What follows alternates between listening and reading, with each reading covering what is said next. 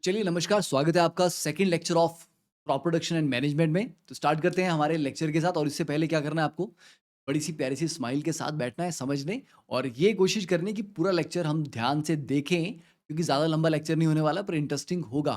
ठीक है? तो अपना फोकस बनाए रखें कि आज के समय में और कुछ मिले ना मिले, फोकस मिलना बहुत मुश्किल है। ठीक है? 1 से 2 मिनट से ज़्यादा फोकस हम नहीं कर पाते हैं, बट हमें करना है। हमें ये डिसाइड करके बैठना है कि yes, will be focused during the entire session. Right, चलिए। तो अब आज स्टार्ट करने वाले बच्चों हम एग्रीकल्चरल प्रैक्टिसेस। तो सबसे पहले क्वेश्चन एनसीईआरटी में पूछा है कि why can paddy not be grown in the winter season. कि धान को, राइस जो है उसको हम बरसात में ही क्यों उगाते हैं, खरीफ की फसल ही क्यों है, वो रबी की क्यों नहीं है, उसको विंटर में आप क्यों नहीं उगा सकते। तो देखिए, paddy requires a lot of water. चावल जो है पैडी फील्ड, उसमें पानी बहुत ज्यादा लगता है, तो आप उसको अगर सर्दियों में उगाओगे आपको पानी कहाँ से मिलेगा।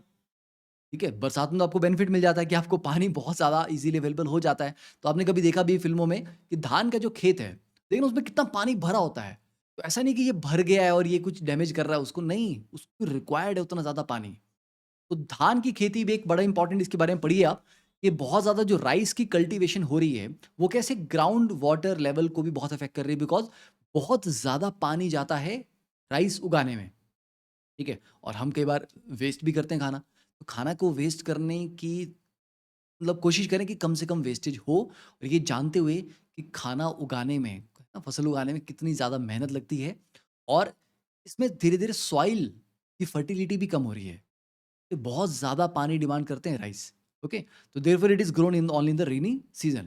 तो चलिए बात करें अब, क्या-क्या प्रैक्टिसेज़ हैं हमारी, क्या-क्या प्रोसेसेज़ हैं। सबसे पहले बात आती है प्रिपरेशन ऑफ सॉइल की, कि हमें मिट्टी को तैयार करना है खेती के लिए। ऐसा नहीं कि आप गए, है ना, किसी भी मतलब बंजर सी मिट्टी थी एकदम, गए वहाँ पे सीड्स फेंक दिए, पानी डाल दिया ऊपर से थोड़ा-सा और आपकी फसल उगाएगी, नहीं। आपको मिट्टी को प्रिपेयर करना होता है। There is a particular science behind that, एक प्रॉपर प्रोसीजर है।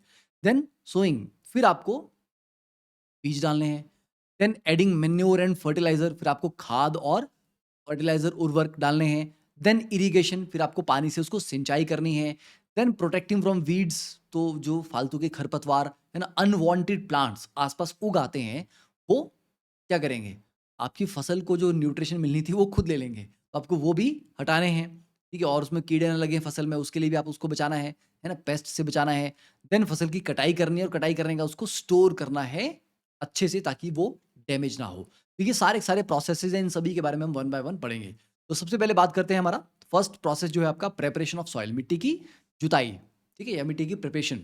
देखिए, one of the most important task in agriculture is to turn the soil and loosen it. आपने देखा होगा हल चलाने वाला, है ना, कुछ इस तरह का एक इंसान 2 बैलों के साथ, फ़िल्मों में आपने देखा होगा या कहीं न कहीं डॉक्यूमेंट्रीज़ में, कहीं इंटरनेट के ऊपर, ये 2 बैल के साथ हल चलाया जा रहा है। 1 बैल के साथ भी कई बार करते हैं। और अब रिसेंट टाइम्स में आपको अपने गाँव में आस-पास ज़्यादातर आपको बैल वाला सिस्टम नहीं मिलेगा। आपको मोस्टली मशीन्स के थ्रू ये पूरा प्रोसेस होता हुआ दिखाई देगा। है ना? ट्रैक्टर्स हैं या छोटी-छोटी मशीन्स हैं, उनके थ्रू आप क्या कर रहे हैं? प्रिपरेशन ऑफ सॉइल मतलब टिलिंग जो है, प्लोइंग, है ना? वो अब चला रहे हैं। ठीक है? तो अब हल चलाने वाला जो टाइम है वो कुछ हद तक जा चुका है, पर इंडिया की कुछ ऐसी जगह हैं जहाँ डेवलपमेंट इतनी नहीं हुई है। लोग अभी भी, फार्मर्स इतने गरीब हैं, वो अभी भी बैल यूज़ करके ही इन्हीं से खेती कर रहे हैं। तो ऐसा मत समझना कि पूरा इंडिया इतना ज़्यादा मॉडर्न हो चुका है, ठीक है? तो हमें करना क्या होता है? Turn the soil and loosen it. मिट्टी जो है, ठीक है, हार्ड नहीं रहनी चाहिए। उसको टर्न करना है हल के थ्रू, कर करके, ठीक है? टर्न करते रहना है और उसको लूज़ करना है, ठीक है? लूज़ करना है बिल्कुल उसको, बिल्कुल बारीक-बारीक उसमें, छोटे-छोटे टुकड़ों में। तो this allows the roots to penetrate deep into the soil, क्योंकि सॉइल अगर हार्ड होगी, तो रूट हार्ड सॉइल को कैसे पेनिट्रेट कर पाएगी? ठीक है? अगर मिट्टी सॉफ्ट होगी, क्योंकि आप उसको बार-बार टर्न कर करके, ठीक है, क्या किया है? सॉफ्ट कर दिया है, लूज़ कर दिया है। तो उसमें जो जड़ें हैं प्लांट की, रूट्स, वो आराम से पेनिट्रेट कर पाएँगी, डीप जा पाएँगी, जिससे प्लांट को स्ट्रेंथ मिलेगी और प्लांट की हेल्थ अच्छी होगी। The loose soil allows the roots to breathe easily even when they go deep into the soil. क्योंकि मिट्टी टाइट नहीं होनी चाहिए, लूज़ होनी चाहिए, ताकि उसमें एयर भी उसके साथ मिक्स हो सके थोड़ा-सा, क्योंकि जो रूट्स हैं उनको ब्रीथ भी करना है, उनको मॉइस्चर भी गेन करना है, ठीक है? तो ब्रीथिंग भी ज़रूरी है। और इससे एक और चीज़ होती है, लूज़न्ड सॉइल होती है, it helps in the growth of earthworms and microbes present in the soil. ठीक है? देखिए, ये आपके इस डायग्राम में आपको यहाँ पे दिखाई दे रहे हैं। ये क्या है ये? दीज़ आर योर अर्थवॉर्म्स, तो अर्थवर्म क्या करते हैं? ये मिट्टी की फर्टिलिटी को बिल्ड करते हैं, बढ़ाते हैं, ठीक है? तो जब आप सॉइल को लूज़ करते हैं तो ऐसी मिट्टी में, ऐसी लूज़ मिट्टी में ही अर्थवर्म्स ग्रो कर पाते हैं, अच्छे से सर्वाइव कर पाते हैं और माइक्रोब्स, माइक्रो ऑर्गेनिजम्स जो सॉइल की फर्टिलिटी बढ़ाते हैं। तो these organisms are friends of the farmer since they further turn and loosen the soil, क्योंकि अर्थवर्म अंदर जो घूमते रहते हैं ना मिट्टी के अंदर-अंदर, उससे मिट्टी और लूज़ होती है और टर्न होती रहती है। तो आपके काम को आसान करते हैं वो। And they also add humus to it, जिससे कि उसकी जो आपकी फर्टिलिटी है वो और ज़्यादा इंप्रूव हो जाती है। ठीक है? नेक्स्ट, अब देखिए ये 2 डायग्राम आप आराम से देख पाओगे यहाँ पे। अब ये क्या हो रहा है यहाँ पे? अब ये हम क्या कर रहे हैं, यहाँ पे जो टिलिंग हो रही है, ठीक है? That is through machine. ये आप बड़े स्केल पे देख सकते हो, है ना? ये बड़े स्केल पे यहाँ हो रहा है। तो ये पूरा जो खेत था, इसको जोतने में बहुत कम समय लगेगा अगर आप ट्रैक्टर के थ्रू करेंगे, ठीक है? तो this process of loosening and turning of the soil is called tilling और प्लोइंग। तो ये भी आपको क्वेश्चन पूछा जा सकता है, डिफाइन टिलिंग और प्लोइंग, ठीक है? तो the process of loosening and turning the soil, it can be done through machines, ठीक है? ट्रैक्टर के पीछे ये आपने अटैचमेंट लगाई है, ये वाली, ये आप लगा सकते हैं। और पुराने ज़माने में जो हल के थ्रू होता था, वो भी किया जा सकता है, ठीक है? चलिए नेक्स्ट वन। अब soil contains minerals, water, air and some living organisms, ठीक है ना? मिट्टी में आपको पता है कि मिनरल्स होते हैं, पानी भी होता है, मॉइस्चर कंटेंट भी होता है, ठीक है? एयर भी होती है क्योंकि लूज होगी मिट्टी तो उसमें एयर भी उसमें पेनिट्रेट कर पाएगी। And some living organisms, in addition dead plants and animals get decompose by soil organisms. तो आपने पढ़ा कि धीरे धीरे पत्ते गिरते रहते हैं पेड़ों से, वो भी कुछ समय के बाद डिकम्पोज होना स्टार्ट होते हैं। तो उनको डिकम्पोज कौन करता है? ये जो सॉइल में प्रेजेंट ऑर्गेनिजम्स हैं, यही उनको डिकम्पोज करेंगे। अगर ये ऑर्गेनिज्म प्रेजेंट नहीं हुए सॉइल के अंदर, तो ये जो डेड प्लांट्स हैं या जो एनिमल्स हैं वो डिकम्पोज नहीं होंगे इजीली। इससे क्या होगा? इससे डैमेज होगा। तो इनका डिकम्पोज होना भी बहुत ज़रूरी है। तो in this way various nutrients held in the dead organisms are released back into the soil. तो वो जो पत्ते गिरते हैं या कुछ जो जीव मरते हैं, वो जब डिकम्पोज हो जाते हैं तो उनकी बॉडी में जितने भी न्यूट्रिएंट्स थे, वो सारे के सारे वापस से ज़मीन में, मिट्टी में चले जाएँगे।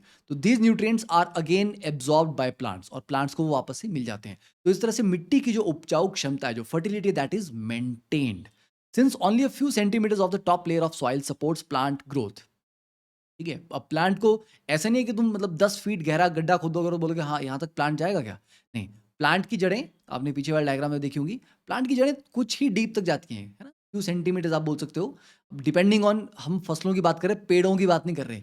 पेड़ों की जो जड़ें हैं वो काफ़ी डीप और काफ़ी दूर तक जाती हैं, पर हम फसलों की बात कर रहे हैं यहाँ पे, ठीक है? तो only a few centimetres of the top layer of the soil supports plant growth. मिट्टी की टॉप का थोड़ा-सा हिस्सा ही, जैसे आपकी मिट्टी है, ठीक है? तो इसके टॉप का मे बी इतना सा फ्यू सेंटीमीटर्स, यहीं तक आपकी जो रूट्स हैं वो ग्रो कर पाएँगी, वहीं तक जा पाएँगी, ठीक है? तो इसलिए turning and loosening of soil brings the nutrient rich soil to the top. तो अंदर की जो सॉइल है, ये नीचे वाली जो मिट्टी है, इसमें न्यूट्रिएंट ज़्यादा होते हैं। तो ऊपर वाली मिट्टी आपको पता है उसके ऊपर लोग चल रहे हैं, है ना? मतलब वो कॉन्स्टेंटली एक्सपोज़्ड है ना? धूप पड़ रही है, उसका मॉइस्चर कंटेंट निकल गया, पर उसके अंदर अगर आप थोड़ा-सा खुदाई करके देखोगे, आपको टॉप लेयर एकदम सूखी दिखाई देगी, पर जब आप थोड़ा-सा खोदोगे तो अंदर की मिट्टी आपको फिर भी थोड़ी गीली मिलेगी। तो अंदर की मिट्टी में मॉइस्चर कंटेंट भी होगा, ठीक है? तो इसलिए उस सूखी मिट्टी में आपकी कोई भी फसल नहीं उग सकती, पर आप उसको टर्न कर रहे हैं, लूज़ कर रहे हैं, तो क्या होगा? नीचे वाली मिट्टी वापस ऊपर आएगी, मिक्स होगी, तो मॉइस्चर कंटेंट बाहर आएगा, जो नीचे वाली मिट्टी में न्यूट्रिएंट्स थे, वो ऊपर आएँगे, तो अब प्लांट उन न्यूट्रिएंट्स को यूज़ कर पाएगा। ठीक है? तो ये भी पर्पज़ है टिलिंग एंड प्लोइंग का। अब देखिए, अब ये आपके अर्थवॉर्म्स आ गए, ठीक है? तो ये वाली मिट्टी जो है, ये बहुत ही अच्छी मिट्टी है। देख रहे हो ये? ठीक है? तो ये देखो मिट्टी कितनी लूज़ सी है, इसमें अर्थवॉर्म भी हैं, ठीक है? एंड दिस डायग्राम हियर, कि कैसे हम बैल यूज़ करके, ठीक है, हल चलाते हैं और उसके थ्रू पूरे खेत की जुताई की जाती है। तो sometime manure is added to the soil before tilling. कभी-कभी खाद टिलिंग से पहले डाली जाती है, तो उसके बाद क्या होगा? जब टिलिंग आप करोगे, तो वो जो आपने खाद डाली है, अब वो भी अच्छे से साथ-साथ में ही मिक्स होना स्टार्ट हो जाएगी, है ना? तो प्रॉपर मिक्सिंग ऑफ मैन्योर होगा, खाद अच्छे से मिक्स होगी, अगर आप उसको टिलिंग से पहले ही डाल दोगे। And soil is watered before sowing. बीज डालने से पहले थोड़ा-सा और पानी उसमें डालना पड़ता है, ताकि थोड़ा-सा और मॉइस्चर आ जाए, ताकि बीज जल्दी से क्या हो जाए? जर्मिनेट हो जल्दी से, ठीक है? उगना स्टार्ट हो। डन? चलिए, second point is agricultural implements. देखिए, before sowing the seeds it is necessary to break soil to the size of the grain to get better yield. इसका क्या मतलब हुआ? हम जो टिलिंग कर रहे थे, प्लोइंग कर रहे थे, उसका पर्पस क्या था? मिट्टी को तोड़ना. क्योंकि सूखी मिट्टी जो होती है ना, जो बड़े बड़े, आपके बार आपने देखा होगा कि आप टिलिंग कर रहे हैं, है ना, और बड़े बड़े से ढेले से हैं मिट्टी के, वो बन रहे हैं, तो उनको भी तोड़ना पड़ता है. लेवलर से उनको तोड़ना पड़ता है. क्यों? क्योंकि हमें मिट्टी बिल्कुल बारीक फॉर्म में चाहिए, लूज चाहिए, और to the size of grain. जितनी ज्यादा मिट्टी आपकी बारीक होगी, उतनी आपकी फसल अच्छी होगी. ठीक है, to get better yield, better output. So this is done with the help of various tools. The main tools used for this purpose are plow, हल, हो एंड कल्टीवेटर. ठीक है, तो ये आपका प्लो, हल, इसका डायग्राम भी आपको बनाने के लिए आ सकता है. और हल का ये जो पार्ट्स हैं, ठीक है, ये आपका शाफ्ट आ जाएगा इसका. ठीक है, एंड दिस इज प्लो. ये जो टिप है आपकी, ये मेटेलिक टिप रहती है. ठीक है, इसको क्या कहते हैं? This is your homework. इसके सारे के सारे पार्ट्स, आपका होमवर्क क्या है? फ्लो के सारे उसको ड्रॉ करना है, और सारे पार्ट्स को आपको प्रॉपर्ली मार्क करना है. इसको क्या कहते हैं? ठीक है, फ्लो शेयर क्या होता है, शाफ्ट क्या है, ठीक है, सारी चीजें मार्क करना है और ड्रॉ अच्छे से करना है. समझे? तो ये आपका हल है. तो ये वाला जो पार्ट है, मेटेलिक जो आपकी टिप है, ये मिट्टी के अंदर जाती है, और मिट्टी को, और दो जो बैल हैं उसको आगे खींच रहे हैं, तो धीरे धीरे मिट्टी के थ्रू ये जा रहा है और मिट्टी को टर्न कर रहा है. तो this has been used since ancient time for tilling the soil, adding fertiliser to the crop, removing the weeds, scraping soil etcetera. ठीक है, ये सारे जो आपके इम्प्लीमेंट्स हैं, ये टूल्स हैं, इन सारे काम के लिए यूज करते हैं. टिलिंग करनी है सॉइल की, फर्टिलाइजर ऐड करना है ना, रिमूविंग द वीड्स, जो खरपतवार होते हैं, अनवांटेड प्लांट्स होते हैं, उनको रिमूव करना है. तो this implement is made of would and is drawn by a pair of bulls. तो ये जो प्लो है, ये लकड़ी का बना होता है. ठीक है, और इसके यहाँ पर टिप पे आपका मेटेलिक पार्ट लगा होता है, जिससे कि मिट्टी को आराम से ये के थ्रू जा सके, पेनिट्रेट कर सके. ठीक है, और बैल इसको खींचते हैं. और कुछ जगह पे घोड़े भी यूज़ किए जाते हैं, कैमल्स भी यूज़ किए जाते हैं. अपनी अपनी ज्योग्राफी की बात है ना, आपकी जगह पे घोड़े ज़्यादा हैं कि बैल ज़्यादा हैं, या फिर ऊँट ज़्यादा हैं, तो वो उसके ऊपर डिपेंड करेगा. सेकंड इज़ हो. अब हो का नाम एक्चुअली कुदाल है, पर एनसीईआरटी ने जिसका जो डायग्राम दिया, वो कुछ इस तरह का दिया हुआ है.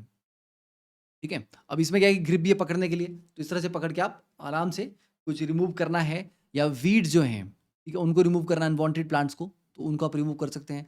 ये आपकी मेटेलिक प्लेट है, ये दिस वन हियर. ठीक है, तो ये मिट्टी में जाएगी, फिर आप ऐसे खींचेंगे इसको, तो जहाँ पर आपका अनवांटेड प्लांट है, आप उसको निकाल सकते हैं.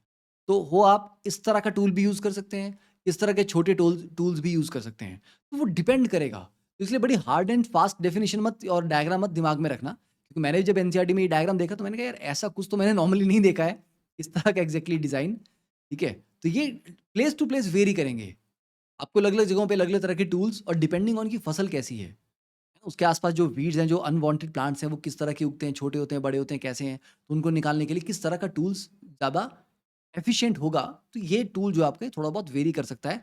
हाँ, बट अगर आपको एग्जाम में क्वेश्चन अगर पूछा जाए, तो आपने ये वाला डायग्राम ड्रॉ आप कर सकते हो. ठीक है, तो this is simple tool use for removing weeds and also for loosening the soil. इससे भी आप सॉइल लूजन कर सकते हो, पर आपको ये मैनुअली करना पड़ेगा, अपने हाथ से करना पड़ेगा, इसमें आपको बैल की मदद नहीं मिल पाएगी. ठीक है, नेक्स्ट वन, कल्टीवेटर. तो कल्टीवेटर क्या है? Nowadays plowing is done by tractor driven cultivator. है ना, बहुत सारे जो लार्ज स्केल पे बड़े बड़े खेतों में काम होता है, वहाँ पर बैल यूज़ नहीं होते, वहाँ पर ट्रैक्टर के पीछे ये कल्टीवेटर, जो ये इक्विपमेंट है, ये लगा दिया जाता है, और ये बहुत बड़े पार्ट को एक साथ कल्टीवेट कर देता है. ठीक है, तो the use of cultivator saves labour and time. तो आपकी समय और ऊर्जा दोनों की बचत होती है इससे. ठीक है, तो ये दो आप डायग्राम यहाँ पे देख सकते हो. ये देखिए, यहाँ पे कल्टीवेटर है, ये पूरे खेत को बहुत जल्दी से कवर कर लेगा. आपने देखा ही होगा. तो आई होप यहाँ तक की कहानी क्लियर हो गई है. चलिए, तो अब नेक्स्ट पार्ट में फिर हम कंटिन्यू करेंगे विथ बिजाई के साथ, कि सोइंग किसको कहते हैं और इसमें क्या क्या इंपॉर्टेंट पॉइंट्स हैं. तो अब आपको करना क्या है, जो आपको मैं लेक्चर बना बताया है, अभी हमने जो पढ़ा, इसको जल्दी से रिवाइज करिए मेंटली, कि क्या क्या हमने पढ़ा. हमने कल्टीवेटर के बारे में पढ़ा, प्लो के बारे में, हो के बारे में, सारे सारे जो स्टेप्स थे एग्रीकल्चर प्रोसेसेस, उनके बारे में पढ़ा. ठीक है, थोड़ा सा इसके बारे में सर्च करिए, ये 3-4 पॉइंट्स लिख लीजिए. इमीडिएटली लिख लोगे तो आपको चीज़ें याद रहेंगी, एक तरह से आपका रिवीजन हो जाएगा. ओके, तो हमेशा लेक्चर खत्म होने के बाद ट्राई टू रिकॉल कि आज के लेक्चर में क्या क्या पढ़ा था. तो that will help you remember things better. ठीक है, तो चलिए मिलते हैं नेक्स्ट लेक्चर में. तब तक के लिए शेयर करते रहिए एंड लेट मी नो आपको कैसा लगा lecture in the comment section, and आपकी फीडबैक, आपके आइडियाज़ आर ऑलवेज वेलकम। फिर धन्यवाद, keep smiling, have a great day, bye.